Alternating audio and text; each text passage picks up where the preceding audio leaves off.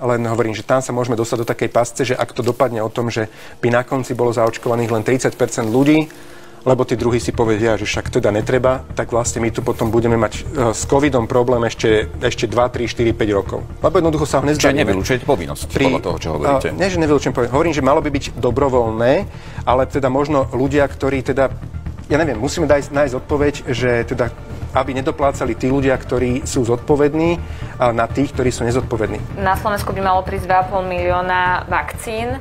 Keď sa ale pozrieme na to, či sa ľudia chcú dať zaočkovať, nevyzerá to veľmi rúžovo. Posledný prieskum ukázal, že 23,5% by sa dalo zaočkovať. Ostatní ľudia buď váhali, alebo rovno povedali, že by sa zaočkovať nedali. No v tomto musíme zabrať. V tomto musíme zabrať všetci. Média, odborníci, vláda, všetci. Pretože musíme vytvoriť kampaň a hlavne pozitívne motivovať ľudí, aby sa prišli očkovať. Samozrejme, že je to zrýchlený proces a my nevieme o dlhodobejších možných vedľajších účinkoch.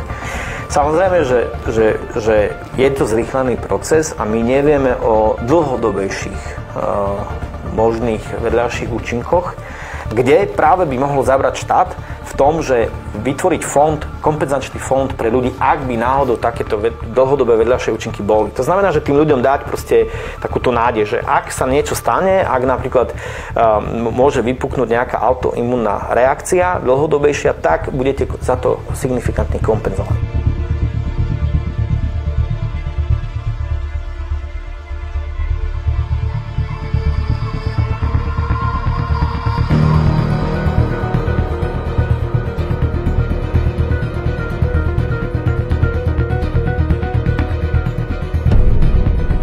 GSK Sanofi. Kauza Zantac. Spoločnosti sú v súčasnosti predmetom vyšetrovania Ministerstva spravodlivosti USA. Hromadia sa žaloby.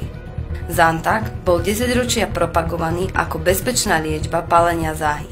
Len nedávno sa zistilo, že obsahoval vysoko prekračujúce limity karcinogénu NDMA. NDMA je chemickým vedľajším produktom priemyselnej výroby. Dnes sa používa na vyvolanie rakoviny u zvierat v rámci laboratórnych pokusov. Takmer 10 000 žien podalo na Pfizer žaloby. V dôsledku užívania hormonálneho lieku Prempro sa u nich vyskytla invazívna rakovina prsníka. Pfizer vyrovnal väčšinu pohľadávok za viac ako $1 miliardu. U žien, ktoré podstupujú hormonálnu substitučnú liečbu, počas 10 až 15 rokov sa zvyšuje riziko rakoviny prsníka o 88%. To je výsledok štúdie z roku 2002 financovanej Národným onkologickým ústavom USA a je v úplnom rozpore so štúdiou, ktorú financoval výrobca lieku Prempro Wyeth. Wyeth, ktorý je divíziou firmy Pfizer, úmyselne kryl riziko vzniku rakoviny po užívaní lieku Prempro. Vyšetrovanie taktiež odhalilo, že tzv. Vedecké štúdie, ktoré boli zverejňované v lekárskych časopisoch, vypracovali fiktívni autori. Výrobca lieku Prempro len firme Design Rights zaplatil za jeden manipulatívny článok $25 000. Mnoho žien dostalo odškodné.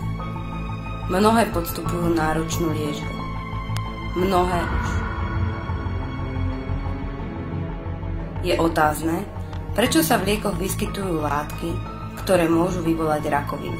Pfizer kúpil firmu Medivation za $14 miliárd, ktorej hlavné zameranie sú lieky na liečbu rakoviny.